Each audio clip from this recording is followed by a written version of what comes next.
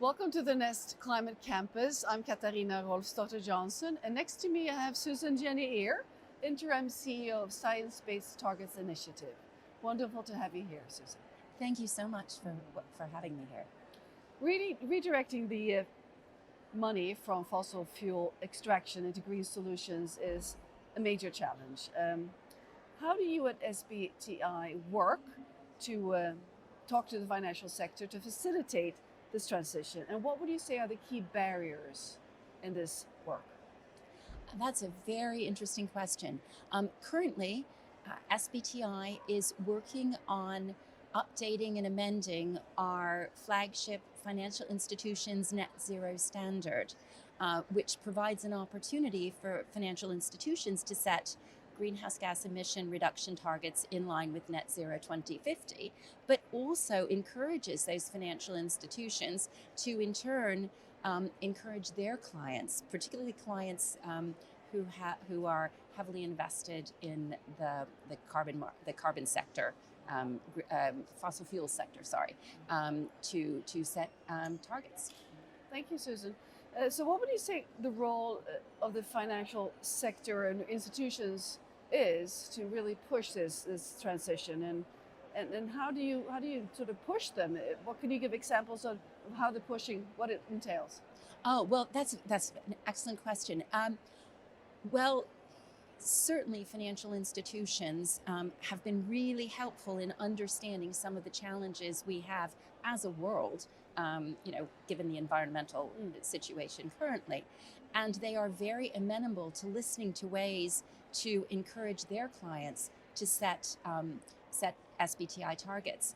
For example, recently a study of the European Central Bank, the ECB, found that companies with SBTI targets get much more favorable lending terms. And that's one way our financial institution friends have helped us encourage companies to set targets. So some companies make pledges, but they don't really take action. So what could you say about this sort of disconnect and how you can nudge them even better or more? Well, what we do is we are really working on encouraging companies to set targets straight away. And we do allow for commitments because, of course, getting people on the journey is the absolute essential first step. And for those companies that are making commitments, we really encourage them to then take the next step and set the actual targets. So setting targets with a fairly short date, not too far away, is really crucial here. That's what we try to encourage, absolutely. Thank you. So you mentioned standards a little bit here, to touch on this. As you work to set new standards, what would you say are some of the most promising innovations at hand and strategies that you've seen that help the companies, the financial institutions, to really proceed in this work?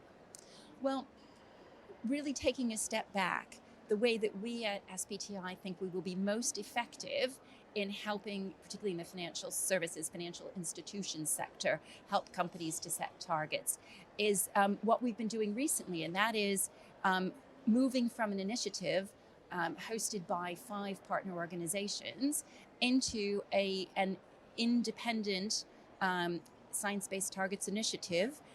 We established as a UK company in June of 2023, and we achieved UK charity status in September of 2023. We now have incorporated a trading subsidiary to handle our target validations business. And in that exercise, we are providing an infrastructure and scaling up so that we will be able to find ways to be more effective for across the entire spectrum, not just in the financial institution sector, but across the entire climate world, really. Thank you very much, Susan. So if we were to sit here 5 years from now, what would have been the major changes in this section of the financial institutions and their work towards a more sustainable world? That's a very good question. Again, I think what we're trying to do is, again, ensure that with the update of the financial institutions net zero standard now, and these are updated every, between every 2 to 5 years. So we keep listening to the market. We keep trying to understand, what is required, not just by the financial institutions, but by corporates more broadly. And I think what you'll see 5 years from now is yet again another development of the standard, but also hopefully the opportunity in the meantime for us to develop sectoral standards in a variety of other subject matter areas, so that we will be able to help the corporates who the financial institutions are encouraging to set standards, set targets, to be able to do so. Thank you.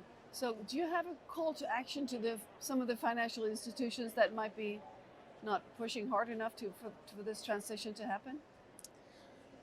Well, I don't know if call to action is the term I would use. Mm-hmm. What we have is we have an incredibly dedicated team at the SBTI. We have, an impact team who really try to engage with stakeholders throughout the market, including and particularly in the financial institutions and financial services sector. But we also have a dedicated team of technical experts who really deeply understand financial institutions and their needs and requirements. And I think turning to them and relying on that expertise is a very helpful way forward.